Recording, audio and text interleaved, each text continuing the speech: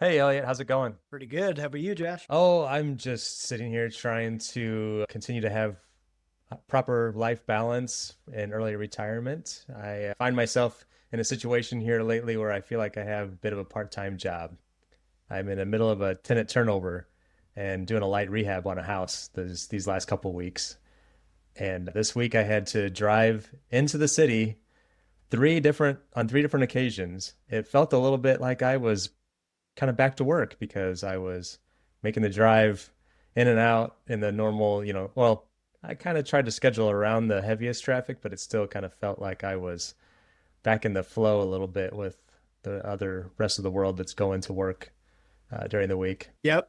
I mean, but it's totally passive, right? Yeah, real estate investing is totally passive. It's definitely not. And that's okay. I knew that it was gonna be this way to an extent, and this is not something that came about by surprise. And luckily, we're in a situation where we can kind of actively just do the work that we want to do without being in a major rush to get the property turned over and get a new tenant in there right away. And we're able to take advantage of the time to do some work to the property that we've known that needs to be done. And it's been nice to, I only work like 4 or 5 hours a day, but the drive is tough, the hardest part. And that was always what I would say about my when I had a job too. The commute was just the worst absolute part of it. Yes, absolutely. I share all of those feelings. Is I had to go. I was telling you before we hit record that my executive vice president at work was in town this week, and so I actually, you know, my I'm required to go into the office 3 days a week, and I had a meeting planned with the senior vice president for Wednesday, and it actually got pushed to Thursday. So I had a come to Jesus moment where I was like, all right, am I going to cancel on the senior vice president and make myself look bad, or am I going to do the unthinkable and commute into the office for the fourth day this week? So unfortunately, I mean, good, better, and different. I say this all pretty lightheartedly. I went into the office to have that nice conversation, as that person isn't based out of my same office. Yeah, well, luckily it's just a one-time thing, hopefully, and you're not looking to go 4 days a week this coming week, and it'll be all right. Absolutely not. Yeah, back back to regularly scheduled programming. So yes, and before we get too far away from the point that you just made, yes, you're two jobs down to one job. I'm glad that yes, it's only part-time hours to still get a nice return. It's kind of funny though, because I've had to say no to some other things that I either had on my calendar or that I knew were kind of coming up. So it's always a trade-off. You can't do it all. And this was just a kind of a dose of reality that this is a part of my life that I need to make sure that I at least have some strong level of focus towards. It's a real estate, it's a small business. And we talked before about how I can hire this stuff out, but this is kind of like a situation where we didn't really want to hand this off to somebody else. We want to just go ahead and do the repairs ourselves. It's most of it's pretty, I would call it like a very light rehab. So we're painting, we're making some minor repairs, but it's going to take us some time. And we talked about it this morning that there's a really good chance that we might be working on this for the next couple of months. And like, we're just going to have to be okay with that. But luckily we're not in a situation where it's like, oh shoot, we have to turn this around and let's get this rented out as quickly as possible. And a couple of silver linings along with that I've been working on for this year, since I'm no longer a W-2 employee, is that I can now qualify for real estate professional status on our tax returns. So I don't know all the details that go into that, but the IRS doesn't see you as having the ability to actively participate in the business when you have a full-time job. So now that I no longer have that, I can, as long as I actively participate for 750 hours in a calendar year, I can select that in our taxes. So now I'm in a situation where I'm documenting like everything that we do, everything that all the time that I'm spending and getting very detailed with that, which I hadn't done in the past. And that's brought on like another level of like, oh, okay, well, I now I can see like how much time and effort that I'm actually putting into these, because sometimes it feels like it's a lot, other times it feels like it's not so much. But and we're only 6 weeks into the year right now, but now I can reflect back and go, oh, okay, this is how much time these properties are going to be really, I'm going to be spending on these. And we'll see if this is going to be a viable option for us long term. Like, does it turn into a lot more time than it's worth? And do we want to pivot from that or something? So yeah, that's the other thing that's going on with me real quick. I'll give you an update is that we've talked a lot about Lori trying to work towards dropping down to some level of part-time, and she's taking very small steps towards that. So the last couple of weeks, she's taken basically half of a day off, and she works a four tens. So she's been coming or leaving half a day early on Thursdays, and so far so good. And I think next week she's got a day, Wednesday, is she's going to be cutting that day down as well. So making some progress there towards Lori being part time, which I'm really excited about. Yeah, no, that's super exciting. And I know I'll get to see Lori next week, so I'll have to make sure that I give her the proper kudos that she deserves in person. So, I'll probably cringe like, oh, yes. I don't want to talk about it. It's stressing me out. Yeah, right. Anything to just make your life a little bit harder, Josh. Yeah, I mean, thank I you. think Thank you you for need a that. little stress in your life. So, I'll be happy to provide that little bit. So, Yeah, I appreciate that. Well, let's turn the focus to you in this episode. Let's talk about the cat's out of the bag here. It's been all over the local scene. Elliot's big life decision. Elliot and his family have made the decision to move to France later this year. right. Let's talk about it.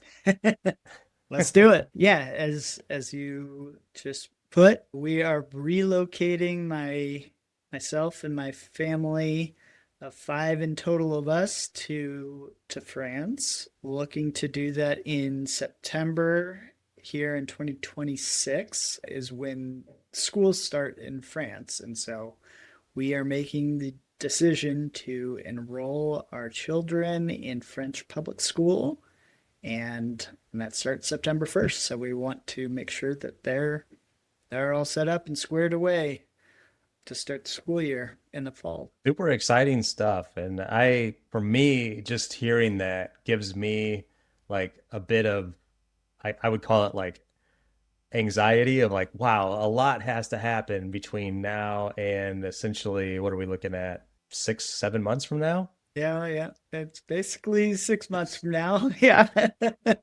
And I would imagine you would have to almost like project management this hmm from now until then. Like my corporate speaker is escaping me. What is it that like a Gantt chart? You almost need a Oh Gantt yeah. chart that is putting all the pieces together between now and then. Absolutely. Yeah. As someone who just drew up a Gantt chart for my exec this past week, and like we mentioned in our last episode, I think is, it's career objective setting season in the corporate world. Yes, I am certainly project managing my own life right now and all the activities that have to occur in order for this to be a smooth transition, or as smooth as it can be. Yeah. So I have a whole series of questions here that I'm looking forward to asking you, but I guess just to kind of continue with that same thought of a Gantt chart, project managing it. Are you at a point right now? Have you mapped it out to where it's like you're deep into it at the moment, or is it still kind of like we don't really have to be doing a lot of these big ticket items until a little bit further down the road? Like where are you in the journey, so to speak? Sure. We have done a step that I think if anybody was considering something similar is we have found through research actually a family that has done something similar. They moved from Colorado to France, and I think I can only assume they run a YouTube channel. I think is one of their income streams now is helping other Americans undertake this a similar journey. And so we purchased essentially a course from them that had things like a basically like a Gantt chart. I mean, they called it a checklist, but it was a time bucketed checklist to say, all right, hey, a year out, here's what you would do. 6 months out, this is what you do. 3 weeks out, this is what you do. And make sure that you've kind of dotted your I's, crossed your T's. We bought that for, I forget if it was 100, I mean, between 100 and 150 euros, right? I think was just the same reason that you go out and you hire a coach or take a class, whatever, to uncover, you don't know what you don't know and try and find some of those gotchas before we fall into those pitfalls. So at least in that respect, somebody that is actually deriving income from this on the other side has done a lot of the quote unquote hard work for us in trying to help outline what are these major milestones that you have to accomplish. Is there anything from that checklist that you guys are perhaps behind on or that they recommended it should have been started by now? Now I would have to have it in front of me, which would probably be a good idea, but no, I don't think so. I mean, of course, I think in general, as Americans, we like to plan more than probably any other country. Planning is just, I think, inherent in so much of our society that we just feel like, yeah, hey, I gotta plan to have a plan, and I need to go execute a plan. I have to have goals for my goals. Sure. The benefit of my unique situation is that my wife has dual citizenship in Italy. My kids have the same because it's passed on immediately. Once my wife was able to get citizenship, it's passed on anybody by blood to her. And so, 4 out of 5 of us are kind of set as far as the major milestone of, getting visas, getting into the country. They don't have to do anything specific because they're EU citizens. They can live where in the EU. The major part, or how I get to kind of follow along, so to speak, is I qualify for a familial visa. So, being the spouse of an EU citizen, I don't really have to do anything beyond show up in France and then register and say, I'm here. And that's how I get to apply in person once I'm there. That process is still a multi-month long process, but a few stipulations are like they can't just go evict me out of the country. Like any American, we in France, you get 90 days before you would have to be out of the country and actually outside of the Schengen zone, I believe. Don't quote me on any of this. I am certainly not an expert, but I believe that all to be true. And once I've applied for this familial visa, basically while it is processing, they don't just like kick you out of the country and mess with my life. So why France?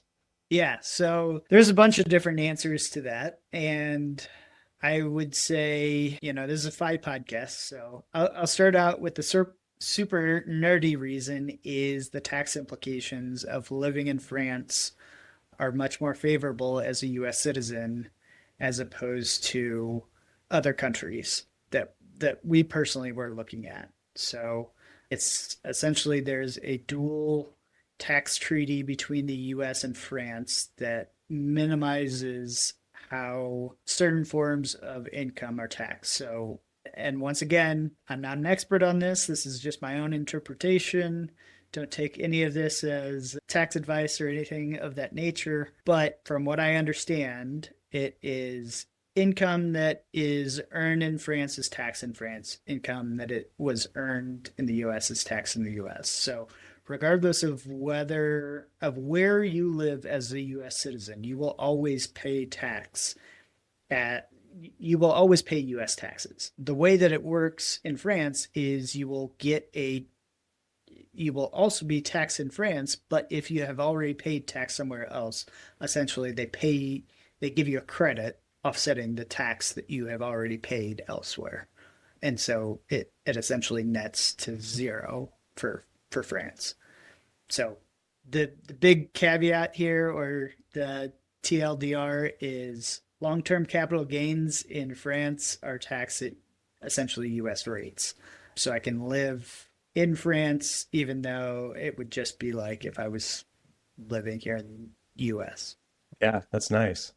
But all of the other non just financial reasons, French culture is something that we're definitely excited about. Getting our kids exposed to that culture, that piece of life, the food, the drinks for us adults, the exposing our children to language. So we have the full expectation that they will be bilingual, enrolling them in French public school, which is very well known for being a very top tier education system. The weather in where we're looking to potentially locate to, we're actually taking a trip here in March to find our exact location of where we're going, is potentially going to be southwestern France. So really, if I compare that to St. Louis, weather is will be closer to having 3 seasons as opposed to 4. It really doesn't get really any higher than, I would say, low to mid 80s in that area, and it really doesn't get any colder than, I mean, you may see some snow, you may see a little bit dip below a 30s or low 30s, but it's going to be a light dusting. It's not going to be the same as snowpocalypse that can be around here sometimes. It's a lot more consistent throughout the year. Not it doesn't peak too high or too low. It sounds like Yeah. Yeah, and then nice. small little things like free healthcare and free education. So that Oh, you're stealing my those thunder, the man. Those are some of yeah. my questions. Yeah. No, that's So good. So those are some of the significant opportunities. Is there any problems that this move solves for your family, or is it just purely based on opportunity? yeah, I mean, I think it certainly is just taking advantage of opportunities. I mean, it does certainly speed up the time to FI if we move to France. I think by all measures, I called it we're French fry. So we are. It's a lower cost of living area there than it is here in St. Louis, and so yeah, that certainly is a problem. It also does solve the problem of saving up for education costs. I wouldn't say that we have fully saved what we were intending to save here in the US. So yeah, if our kids elect to go to school in the EU, that's much cheaper or free in many cases. I mean, they have to pass certain exams. It's not quite the same system like it is in the US, where you go take a test and pay some money and you're in. It's just different.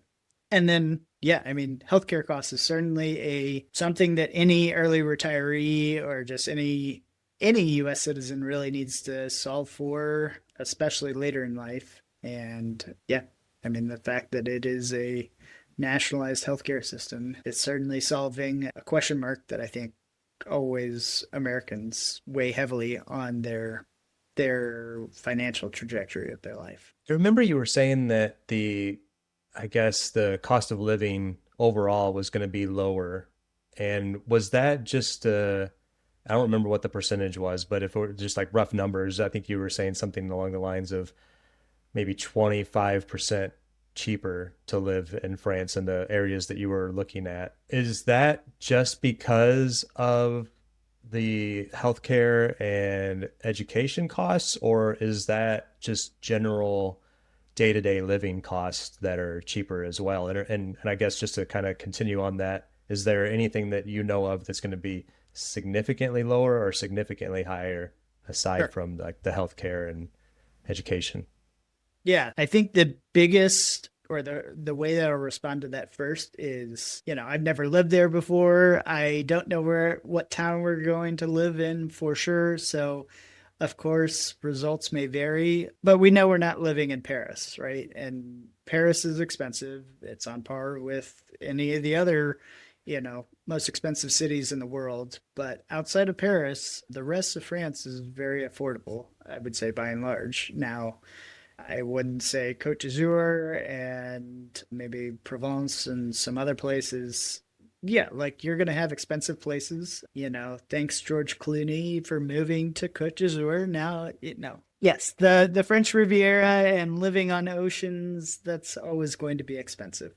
And sure, proximity to the Swiss Alps and yeah, places that you want to be, that's going to increase cost. But yeah, specifically the area that we're looking to be in, which is more French countryside, smaller villages or towns, you know, we used a couple of different sources, like I said. So we had the course that we bought, and they give some approximations on what you would expect cost of living to be like. But there is somebody unrelated to that course that we bought that I think does something similar in model to what this other couple or this other family does. It wouldn't surprise me that she's in the fire community based off her handle on YouTube. She is a mother, family of four in Dijon. She actually puts out her family's spend every year. So she's done it for the last 2 years, I should say. So 2025, 2024 numbers are out there in full on YouTube for anybody to look at. I mean, she's got a bunch of videos that talk through, difference in cost of living. We've gone to numerous sites that try and give approximations of what cost of living comparatively actually looks like. But for example, that family of four in Dijon has a population of approximately 160,000 people. So, I mean, that's a larger city for France. Family of four is living for approximately 55,000 US dollars in a year.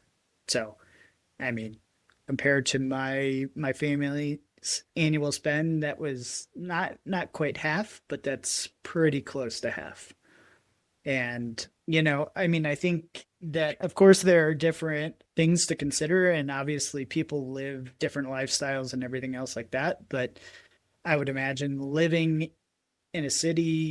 living in a city in general is going to be more expensive than living in the countryside. The one major caveat to that is transportation, so having a car. Gasoline is much more expensive in France than it is in the US. So trying to see, okay, if we're living in the countryside, do we buy electric? How all does that work? Opens doors about getting French driver's license. That's a whole nother conversation. So yeah, it's not without its own problems, but yep. I mean, new and exciting problems to solve. Are you guys thinking about renting or buying when you move there?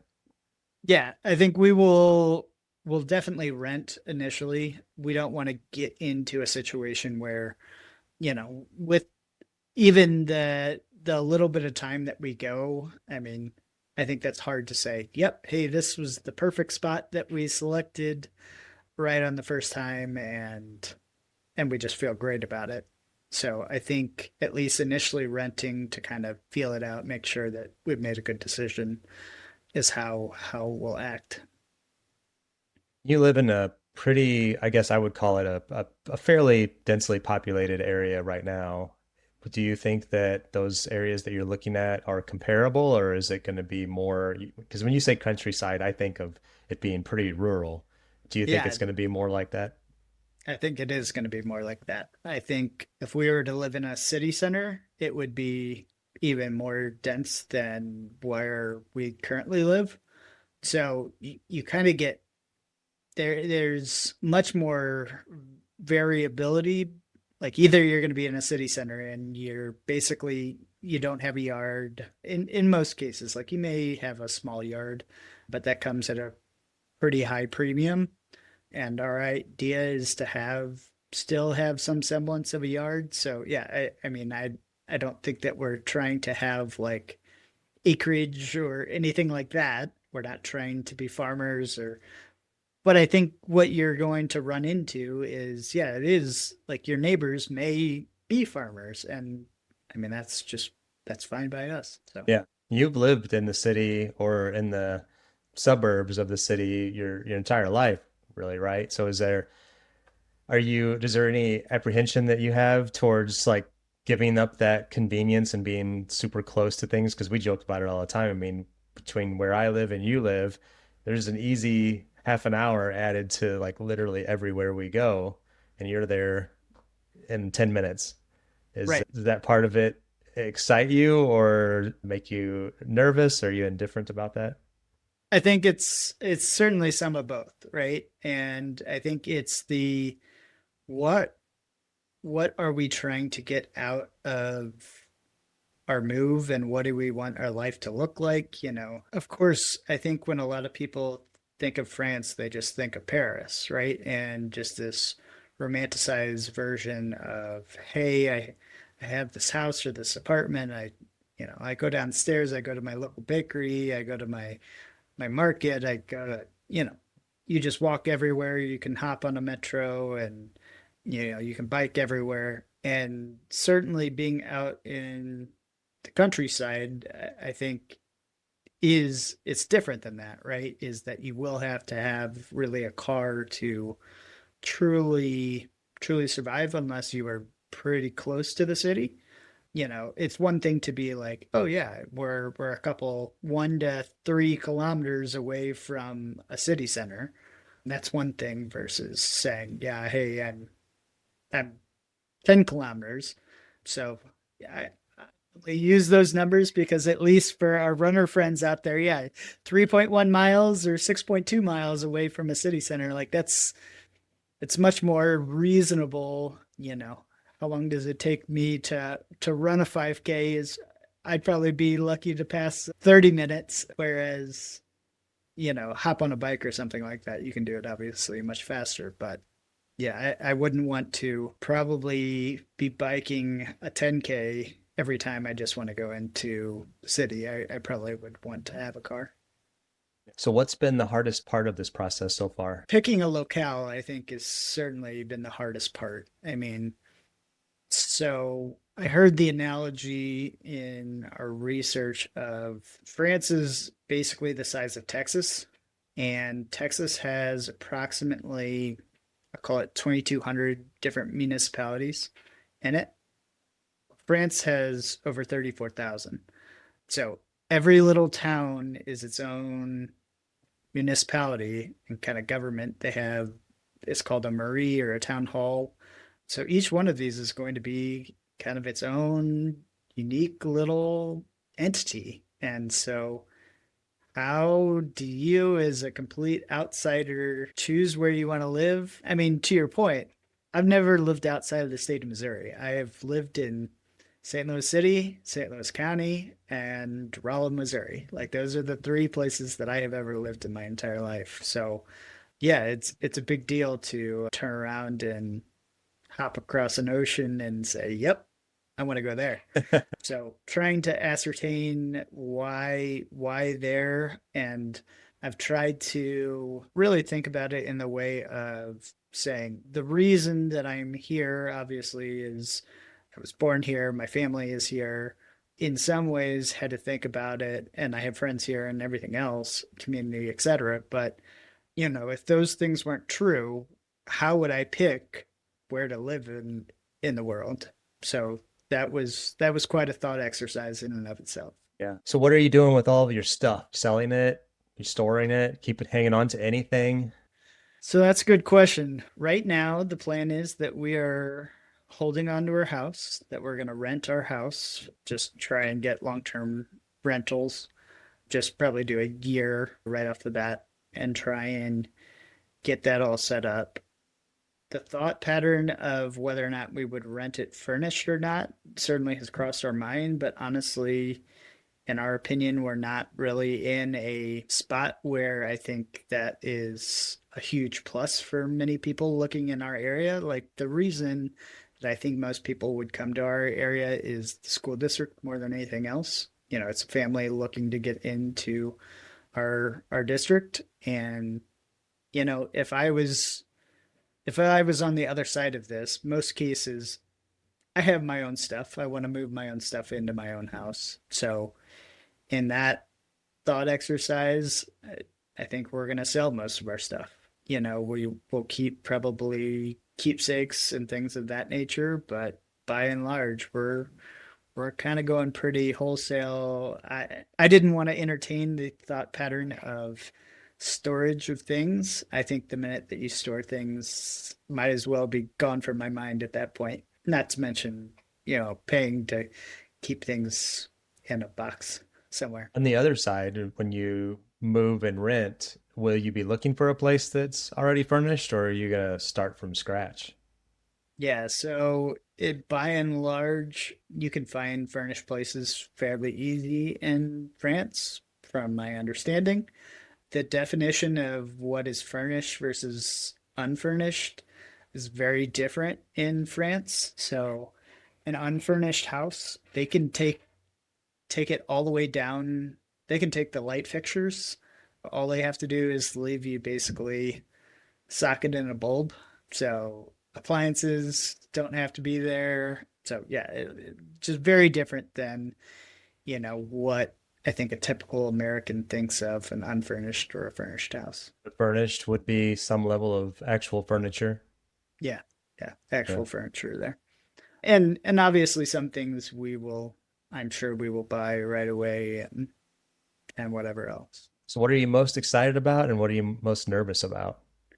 Well, certainly I'm excited about the possibility of just truly being French fry, French fry, so to speak. Yeah, that sounds pretty awesome to me. Is enjoying true retirement is I would say I am having moments of what almost seems like senioritis is the best analogy that I can have is knowing that I have a quote unquote end date in which I will no longer be in this country is I mean I'm still doing high quality work and everything, but at the end of the day either work is going to accept my petition to continue my job remotely or they're not. And I can obviously go try and get more work, but I think where I'm at is I'm pretty burned out. I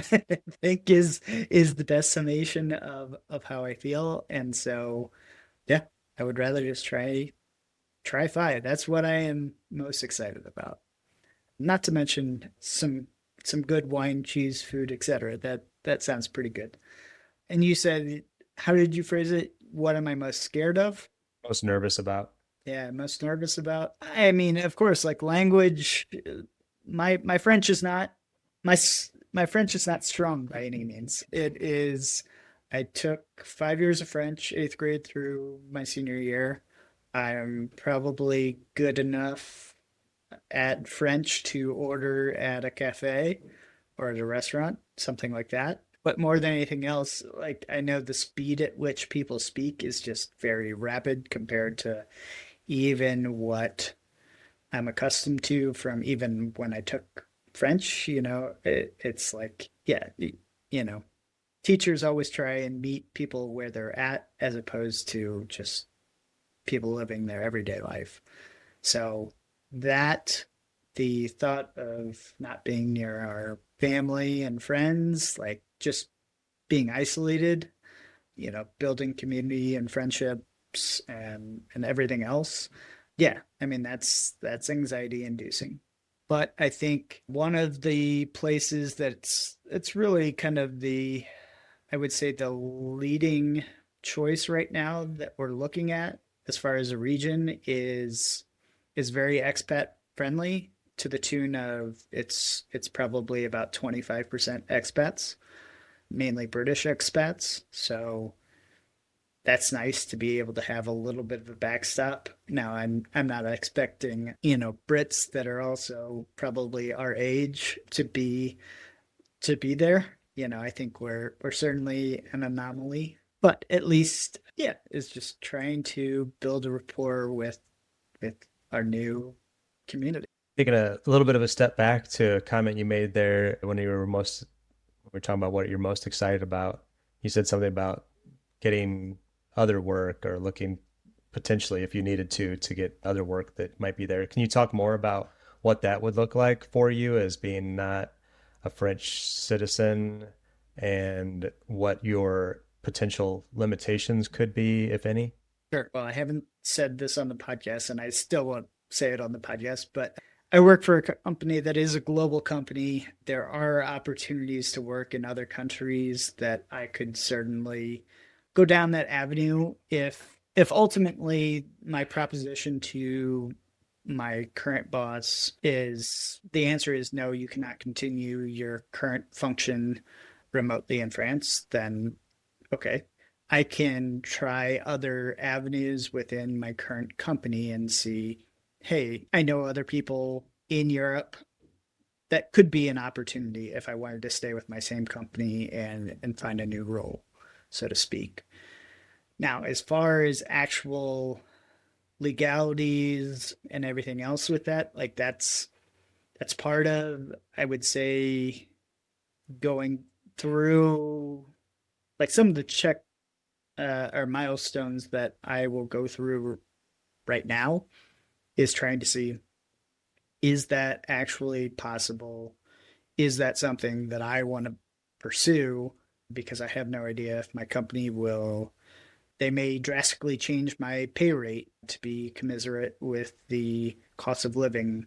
I know my company has an office in Paris, but I have no desire to go into the Paris office because, frankly, I don't desire to live in Paris. I've heard not great things as far as people that actually live in Paris.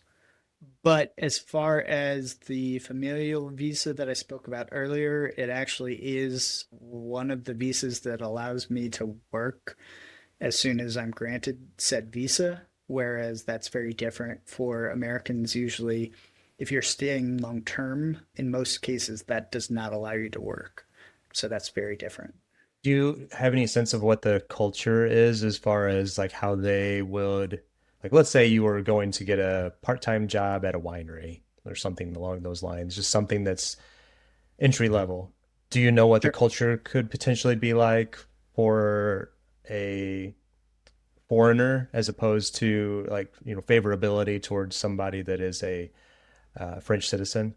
I don't, but I know that by and large, it's going to be, they're going to look for somebody that is fluent in French, and Yeah. I'm not. I think that's going to be the biggest impediment, at least short term impediment is the fact that I'm not fluent. And so, not to mention, like, just the cost benefit of doing that is the taxes are so much higher in France. It's like the wages are lower, the taxes are higher. So, does it actually make sense to actually go through that thought exercise? In my finger in the wind, the answer is no. Now, you get into a little bit different areas to say, okay, well, what if I had what if I started my own company that's US based and I can do it remotely? Well, okay, now we're talking about a different trajectory because now I'm just basically running a US company and I'm living in France. So how are you thinking about this long term? Is this forever or an experiment? As much as this will probably hurt your heart, Josh, I'm thinking of it as a long term, or certainly as quite a while. I think the intent is it would at least be multiple years. I mean, I think the main function more than anything else is to give our children the opportunity to learn new language, see a different culture. I don't even want to delve into the grenade that is American politics right now, but as anybody who is an American can infer from my statement, yeah, we don't love what's going on here right now. So, yeah, I mean, I think we're at least going to be there for a little while, and then more long term. I mean, who knows? Just so that it's on the record, you're not hurting my feelings, Elliot.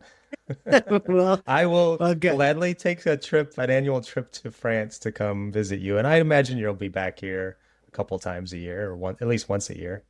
Yes. Yeah, exactly. Yeah. I mean, and certainly, I've got family here, so it's not like I'm never going to see my family ever again. So I certainly we will make trips here. They will make trips there, hopefully. And yeah, it'll happen.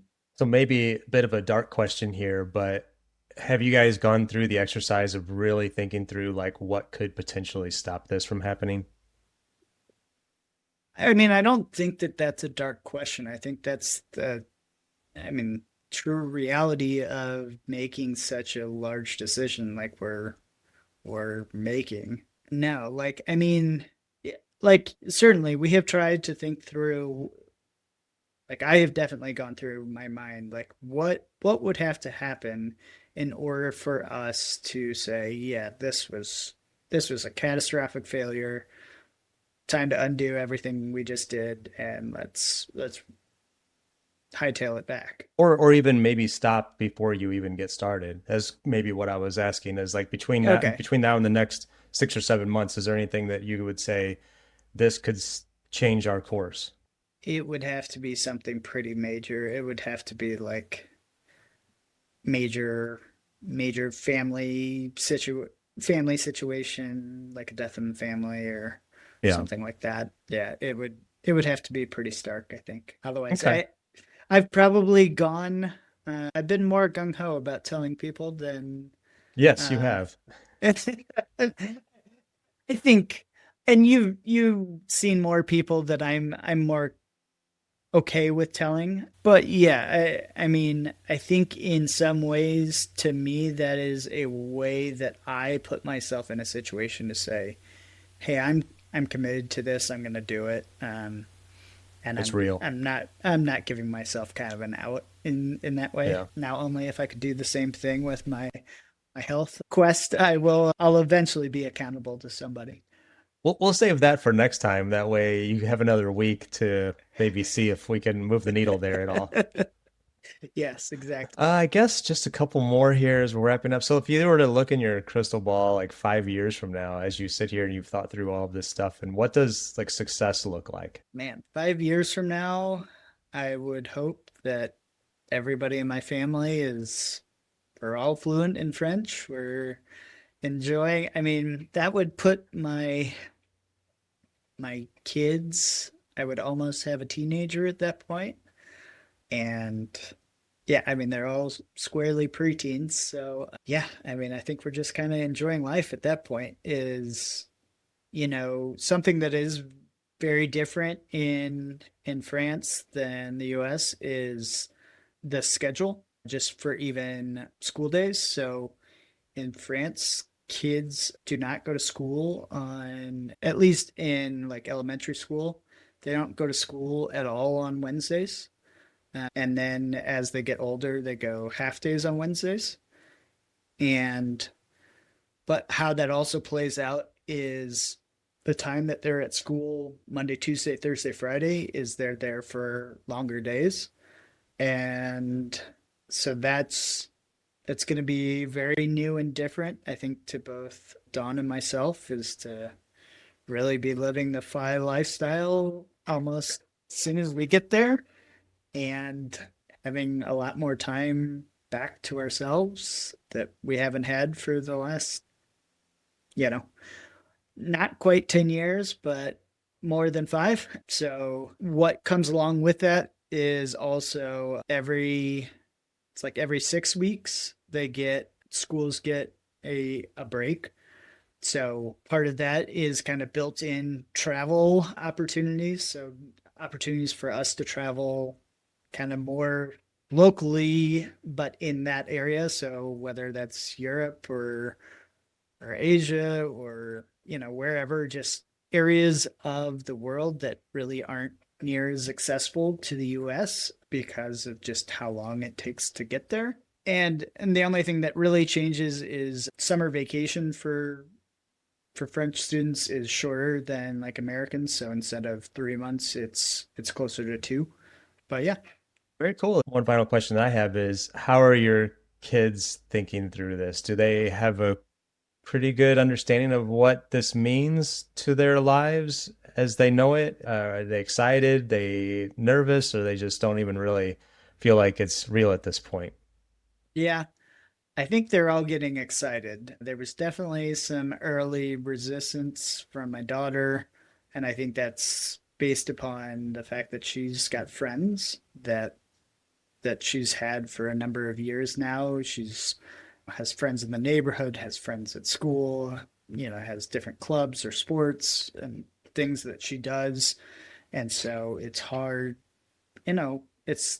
for any person at any point in their life to think like, yeah, I'm not going to be around those people that obviously I've built my life around, which is exactly why we're going when we're going. Is we my sons are kind of in their last year of pre-K, so before they kind of build more roots of going to a new school and building more, stronger connections and bonds, we wanted to try and say, hey, this is a nice kind of breaking point that we go try it out right now, because I think the further and further that we would delay that decision would just make that decision that much harder at that time. And I think the probability of it actually occurring would go down along with it. And I think that would leave myself and Dawn with regret ultimately of, the what if we had done that. And so that's ultimately the decision of why we've decided to go now. Well, it's exciting stuff, and I imagine that this will be a ongoing common theme of our discussions for the foreseeable future, really, because there's a lot that you're going to have to go through and we can talk through all these things and continue to make it a theme. But is there anything else that you maybe want to share now as it's related to this topic, or are we just gonna kind of touch on things as they come along in the months ahead? Yeah. No, I mean, I don't think I have any other giant bombs to drop, so to speak. This is definitely the big one. But yeah, no, I mean, I think it's certainly going to be a continuing conversation. And, we've started to do things like minimize things around our house and start to think about, okay, before we get this thing, is it actually going to make the trip to France? No, I don't think so. So maybe we don't acquire this thing. And I think even that thought is entering our children's minds a little bit more. We're trying to help them understand that not everything's going to make the trip. And so how to help them make those hard decisions in their minds of what's important and kind of a non-negotiable versus, okay, I can let this thing go. So that's it's been a fun thought experiment. I mean, I think they're showing their eagerness. There is a app on our phones called StudyCat that basically just gamifies language learning that all three of the kids are very, I would say, in love with at this moment. So everybody is always pawing for a phone to try and play StudyCat right now, and it's cool to see. Very good. Well, this has been a good conversation. I hope that it has been helpful for the listeners. I know there's probably a lot of questions out there, a lot of maybe people that are like, what the heck? Really? This is Yes, huge. absolutely. So it is, I know, certainly out of the people that I have told, yeah, it certainly feels like it's coming out of left field for some. Others are like, oh, yeah, we maybe saw the writing on the wall as we've taken, trips in the past. But yeah, appreciate all the feedback. And of course, don't hesitate to reach out, and happy to answer any questions that I can. And certainly, if you were thinking about taking a similar journey, I'd love to hear your comments. And as always, if you stuck around with us, thanks. Give us a thumbs up, drop us any comments on YouTube or a podcast player of your choice. and Josh or I will get out there and answer them. We've been Yep. we've been trying to be pretty good about that. Josh is better than I am, but You've had other things that have been, keeping your attention here lately, Elliot. just a few things going on at the moment. All right. Well, we'll call it here. Yep, call it here. Until next All time. right. Yep. Thanks, See Josh. you later, Elliot.